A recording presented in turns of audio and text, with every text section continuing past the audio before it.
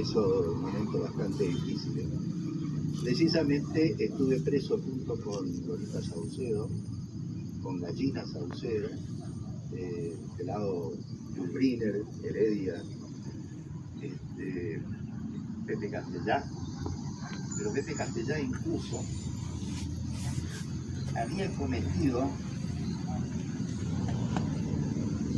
la valentía de haber pintado en las calles principales de Quitilipi, fuera Onganía, fuera asesino, en el año 1969-70, cuando Onganía vino al Chaco y recorrió, y se sabía cuál era el recorrido, y Pepe fue con Brea, Pepe creo que era el Pelado de Heredia también, fueron con Brea y pintaron, entre otros lugares ahí, la pared de la tienda La Chaqueña.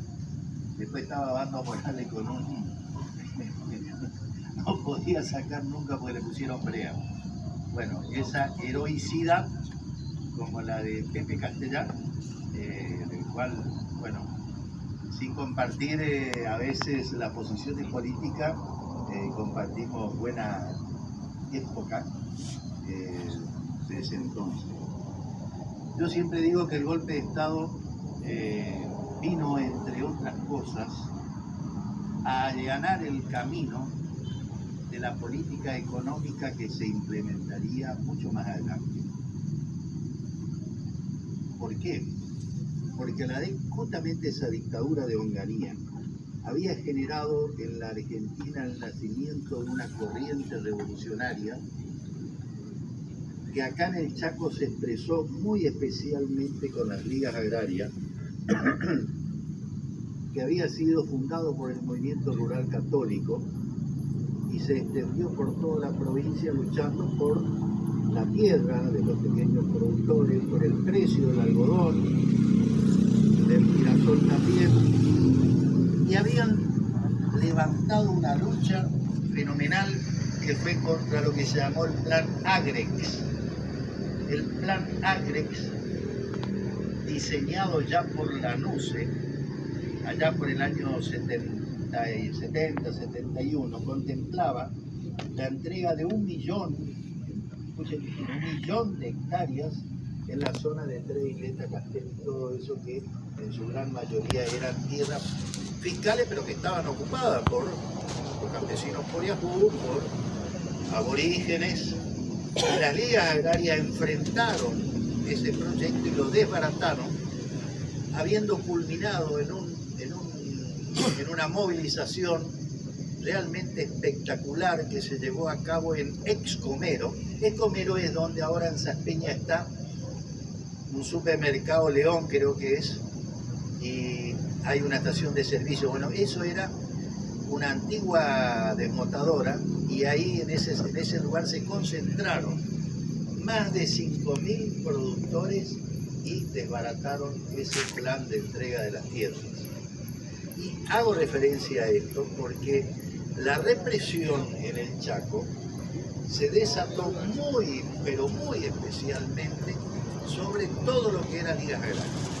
La mayoría de los muertos y desaparecidos que ocurrieron acá, y detenidos y torturados, fueron los miembros de la liga agraria. Acá nosotros tenemos en Quitilipi, por ejemplo, Musín, que vive acá cerca de la colonia Martina, que estuvo 6 años preso, y después hay un montón de otros compañeros, pero destaco ese porque, bueno, ahora me viene a la memoria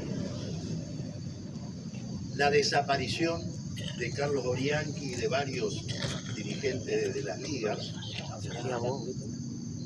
la detención durante varios años de Quique Lobey, que vive acá en Machagay, la muerte en una emboscada de Carlos Servando Piccoli, que es, digamos, de la familia Piccoli acá en Quitilipi, y la detención de muchísimos otros y desaparición de muchos otros compañeros dirigentes de la Liga Agraria, que fue históricamente el movimiento más importante que tuvo acá el Chaco, y quizá a nivel nacional en los términos de campesinos pobres.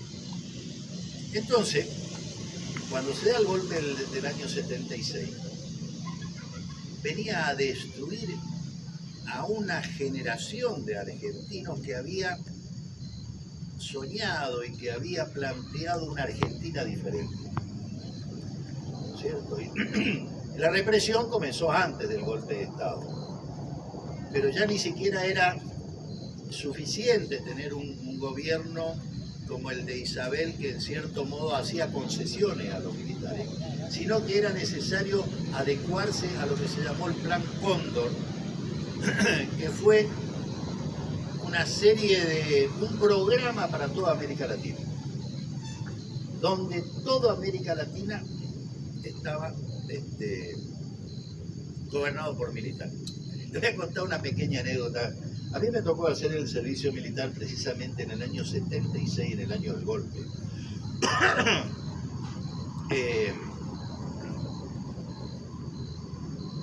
Yo estaba preso, me largaron para incorporarme al ejército, lo cual fue un error, creo, haberme incorporado, porque no me mataron de pedo, como quien dice. Me tenían un mes en cada regimiento, me iban pasando de un lugar a otro, hasta que de repente me mandaron a Neuquén, en un regimiento de alta montaña. Cuando yo había leído, gracias a la infidencia de un teniente primero de inteligencia, había leído mi expediente, y yo sabía que en el mes de enero me tocaba Alvear, después Yapeyú, después Montecasero.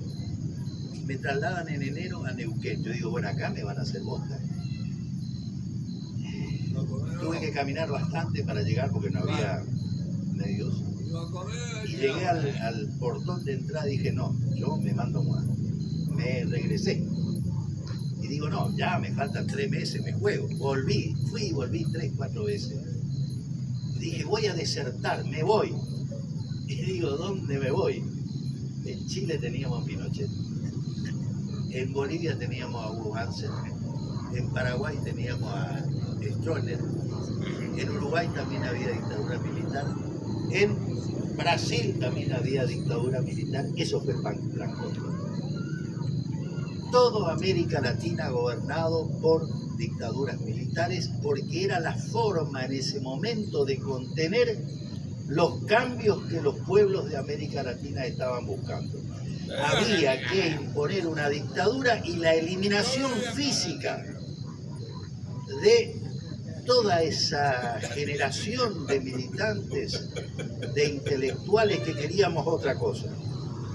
Algunos sobrevivimos, pero quizás lo mejor de esa juventud es la que desapareció. Yo era un perejil en esa época porque tenía 20 años y a lo mejor eso me salvó, pero todos los dirigentes más esclarecidos fueron eliminados. ¿Pero por qué fueron eliminados? Porque había que imponer una política económica a favor del imperio que son los Estados Unidos. Ese mismo imperio que hoy nos gobierna. Entonces no había posibilidad de coexistir con todo esto. Por eso se da el golpe de Estado. Y fíjense que la política económica que implementa Martínez de Hoz es la misma que se está aplicando ahora, es la misma que se aplicó con Menem y es la misma que se aplicó con Macri. Ahora está un poco más ajustada, es más violenta o más profunda que en ese momento. Hoy decía, justo lo pesqué en C5N, un compañero acá de Resistencia que le decimos el Llorón Valenzuela, que fue secretario de Derechos Humanos en la época de Capitaní.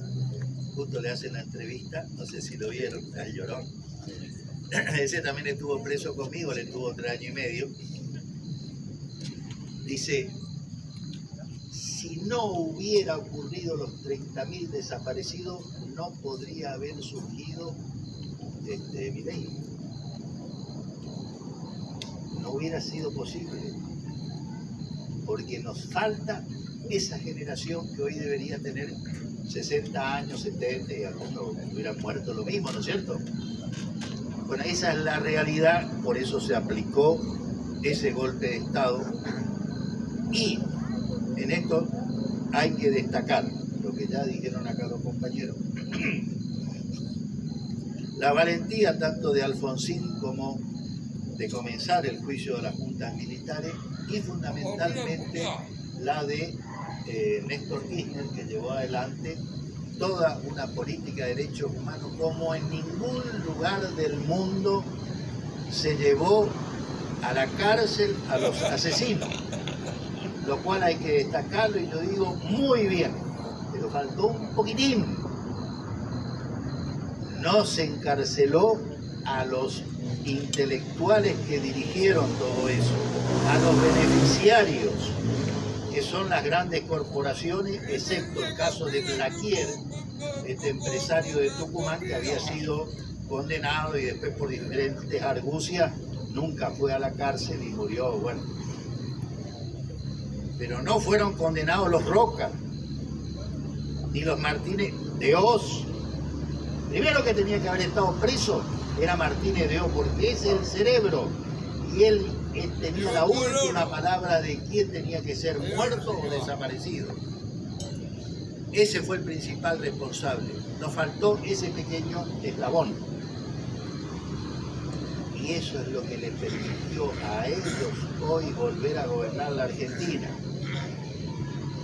No es suficiente con encarcelar a los que materializan o los que ejecutan una política de represión, sino que lo fundamental es eliminar a los grandes empresarios y corporaciones que son los que se beneficiaron y manejaron esta situación.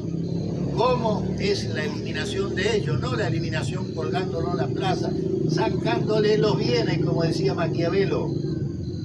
Eso les duele más que la propia vida.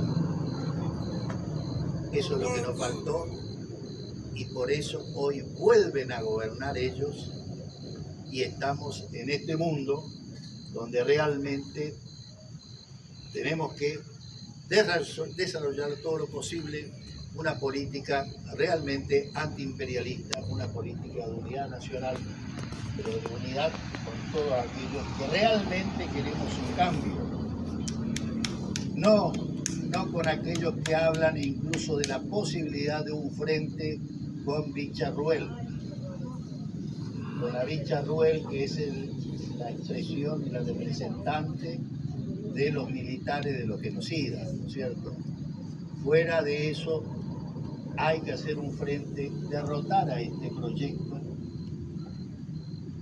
y desarrollar una política que sea necesariamente antiimperialista, necesariamente antinorteamericana, porque este señor Trump es el que está poniendo en vilo a la humanidad toda al borde de una guerra nuclear.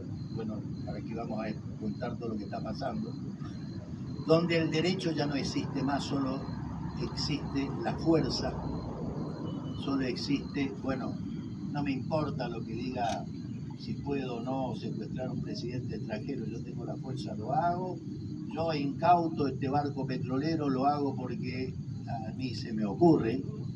Eso es lo que hoy gobierna en el mundo y lamentablemente nuestro presidente le está chupando las medias a este asesino internacional. Y ese frente, el que yo digo, tiene que necesariamente decidir lo siguiente: no vamos a pagar la deuda externa. ¿Y esto por qué? No es porque yo no quiera que los bancos se agarran de sus catitas. Si se paga la deuda externa, no hay posibilidades de modificar la situación de vida de nuestro pueblo. No hay posibilidades de mejorar la salud, la educación y de ingresos razonables y el desarrollo de nuestro país. Por eso, esos son los puntos: antiimperialista y antideuda externa. Ese tiene que ser el objetivo. ¿Para qué? Para que en un futuro más o menos cercano podamos realmente llevar a materializar los sueños de esos 30.000 desaparecidos que hoy estamos Gracias.